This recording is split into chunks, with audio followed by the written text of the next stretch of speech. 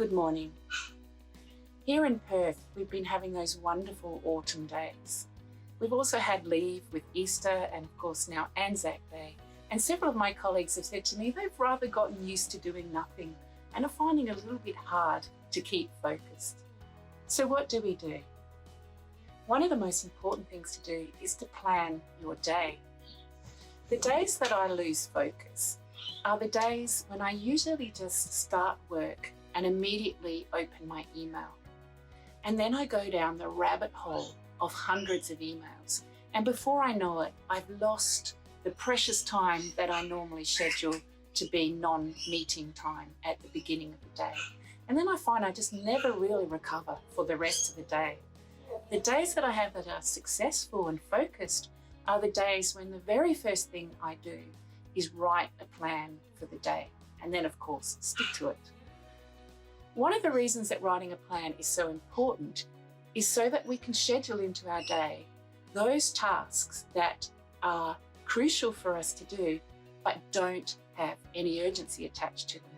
So you're probably all familiar with the time management matrix in which you think about the urgency and the importance of your tasks.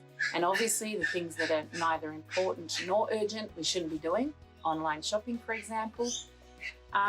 But the problem we have is that we spend too much time on those things that are urgent but not important. And I would put a lot of email into that category. And this can have the consequence that we don't spend enough time on those things that are important yet not urgent. For example, if you run a small business, sending out bills is a critical activity, but it doesn't particularly have a deadline. So it can sometimes fall by the wayside. So one of the most important things that I've learned throughout my career is to schedule those important but non-urgent tasks into my diary. And for me as an academic, that means writing. And this is why that first 90 minutes of the day is so important that I spend that on my writing rather than going into the email vortex. The next thing is to schedule your tasks into chunks of activities. So our brains can only concentrate for a limited amount of time. Research estimates vary from 30 minutes to 50 minutes. It sort of depends what tasks you're doing, and it also depends a little bit on you. But personally, I find after about 45 minutes, cognitive fatigue usually sets in, and I find that I'm starting to check my WhatsApp or look at my emails or make mistakes. And those are indications that it's time to rest and let your brain recover. And that means that when you've finished a chunk of activity, you have a break. Perhaps a short break, just a couple of minutes stretch or walk around or grab a coffee. And in fact, a technique introduced by a guy called the Pomodoro technique really tries to use this idea of a short break. So the guy that invented this was floundering with his productivity, and he discovered that if he used one of those little kitchen timers, which happened to be in the shape of a tomato, and tomato in Italian is pomodoro, he discovered that if he set that for 25 minutes and concentrated intensely for 25 minutes and then had a break and did that repeatedly throughout the day, that he would be more productive.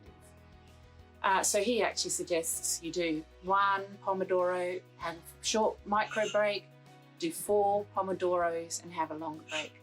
Now you don't need to be that rigid about it, but try to chunk your day into these periods of concentration and then give yourself the reward of a little bit of a break.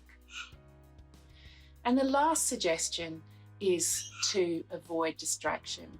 Research shows that sometimes a short distraction of just 1 minute can actually stop people from getting back into the task they were doing originally for up to 25 minutes.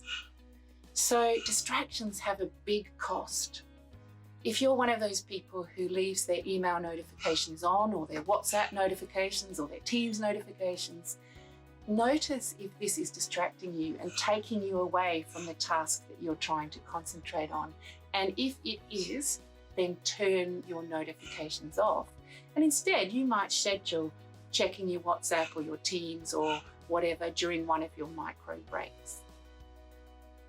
So I hope those ideas will help you get back some focus and concentration so that you can then wrap your day up and go out and enjoy the beautiful weather that we're having right now.